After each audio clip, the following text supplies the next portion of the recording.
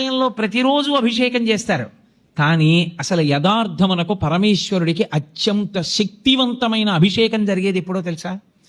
మనం మహాశివరాత్రి మాసశివరాత్రి చేస్తాం, మంచిదే.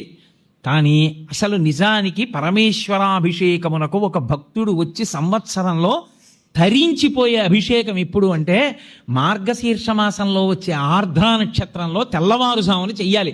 చిదంబరంలో నటరాజస్వామికి చిదంబరంలో మోక్షలింగము అని శంకరాచార్యులు వారు పరమశివుడి దగ్గర నుంచి 5 లింగాలు తీసుకొచ్చారు. ఆ 5 లింగాల్లో ఒక లింగమే ఇప్పటికీ శృంగేరిలో ఉంది. శృంగేరిలో ఉండి భోగలింగం అన్న పేరుతో అభిషేకం చేయబడుతోంది. కంచిలో ఉన్నది యోగలింగం, చిదంబరంలో ఉన్నది మోక్షలింగం.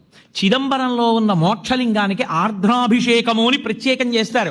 అసలు నిజానికి దానితో కలుపుకుంటూ ప్రతి శివాలయంలో మార్గశీర్ష మాస ఆర్ద్రా నక్షత్రం నాడు తెల్లవారుజామున 3-4 మధ్యలో చెయ్యాలి అభిషేకం. సమస్తతాపోపశాంతి దేని వలన కలుగుతుందంటే ఆర్ద్రాభిషేకము చేత కలుగుతుంది.